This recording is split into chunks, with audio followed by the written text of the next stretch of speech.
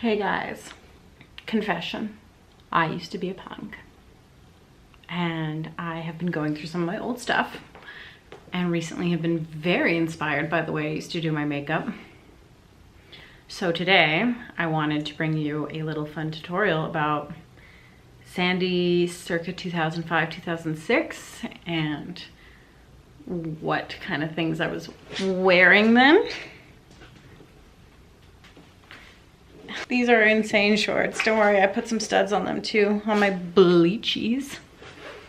And I wanted to walk you through what I would have done on, say, a Friday or Saturday night when I was gonna go to New City, RIP, to listen to some punk bands and live indie music.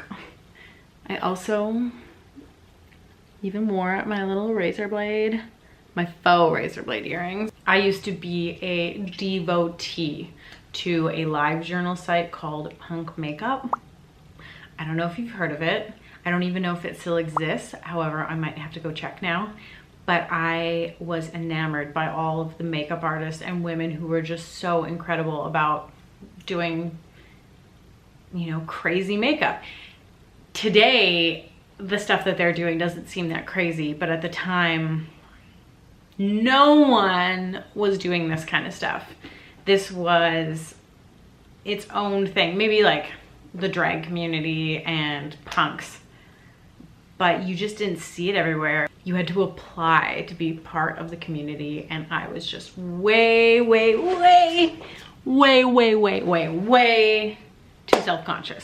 too self-conscious to apply. So I never did, but I would do my makeup at home. I'd take my crappy little digital camera and take photos of myself with my eyes closed to like document when I'd done a spectacular blend, which, you know, age happens, and I have to say, trying to do a really sharp cat eye on my eyes now, there's a little extra skin. It's not as easy, but I managed. Clearly I managed. Where was I going with this?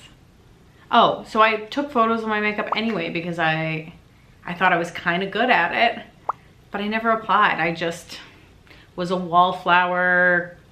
I would just creep and love and cherish all of these women who documented all of their beautiful makeup, and most of which, everyone used a lot of MAC because they were one of the few brands that were doing wild colors, and not just wild colors, but matte wild colors. Like, come on. This was revolutionary when it came out, to me at least. The fact that you could get such vibrant colors that were matte. Who else? I mean, maybe Ben Nye was doing that at the time, but that was theater makeup. That in itself just goes to show you that these women were, you know, inspiring, were doing theatrical makeup, but for every day. That's my punk for you. This one is an original eyeshadow that I actually still have from when I was doing this makeup. And this one I bought new because I needed chrome yellow to recreate this specific look, obviously. So those are the two main shades, and then I was also using probably another expired eyeshadow. Don't tell anyone. Keep it between us. I'm reliving the past. How sad. Anyway, how about watch if you want to see how I did this. Bye.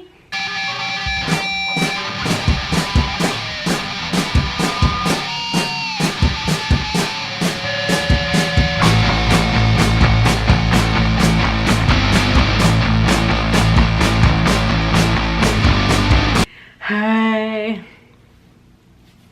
Today I'm going to be doing a blue and yellow color palette. I got my blue nail polish on already. Jinsoon.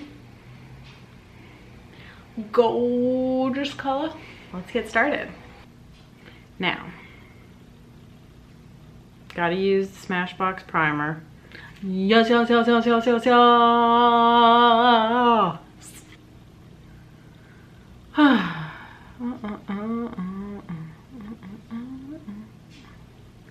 The basis of this look was based on two massively popular MAC colors, Electric Eel and Chrome Yellow.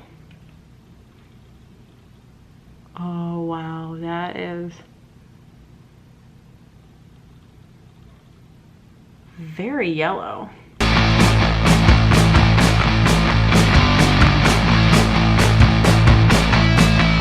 I had more fun getting ready to go out than I think I actually did while I was out. This is probably why. It's because I was just playing with makeup the whole time and getting my outfit ready. This is a vibrant one. Oh, Nelly.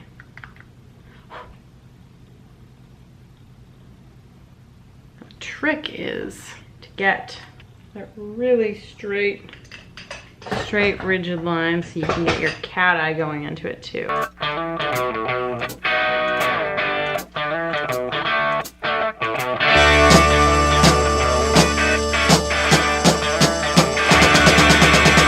So you want the blue, it's bluest here.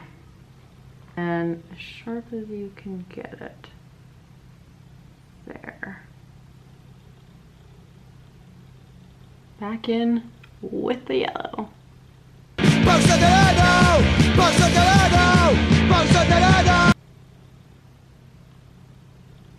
All right, getting a little punk.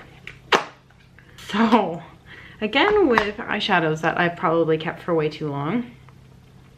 This STILA one I got at a Nordstrom's in Seattle in 2003, possibly 4. It was one of their Christmas editions.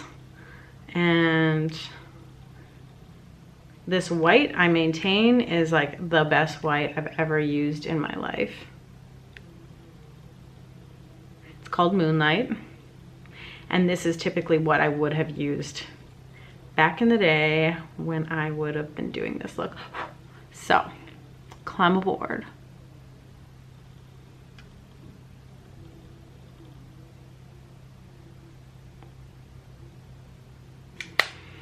Okay, now comes the fun part, trying to do my eyeliner without messing up this entire look, which is terrifying.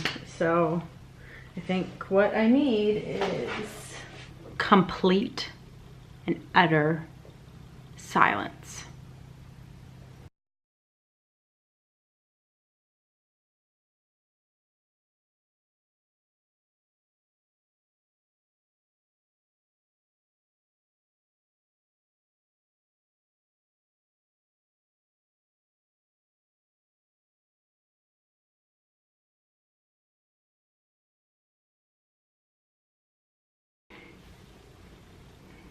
Hey, who's punk? I'm punk. Oh my gosh, this is, I mean, for doing this for the first time in like 12 years, I think I did not too bad. But we don't end there. No. This isn't complete yet. Probably have had this for years. It's missing. This is Pink Swoon from MAC, but you wouldn't know that because it is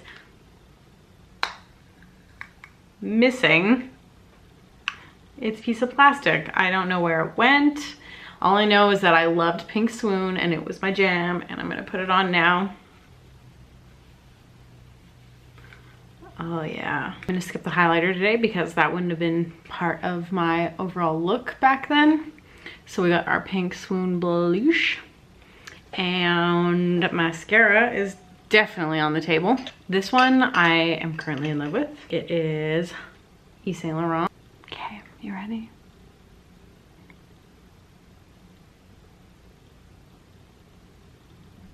And just to get a little blue in there, we have some Marc Jacobs, which I've been really loving as well. When I would do a crazy eye like this, depending on the coloring of it, I would normally go pretty fair on my lips, but I'm really into the NARS Orgasm Afterglow lip balm, and I feel like it kind of gives sort of a natural lip look anyway.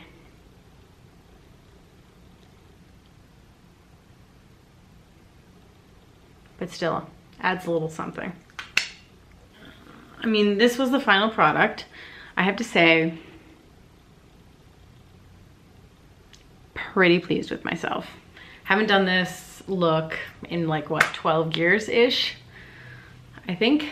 So, and the fact that I even fit into this DIY cut re-sewn t-shirt is like mind-boggling to me right now. What else? It's kind of it. Just really,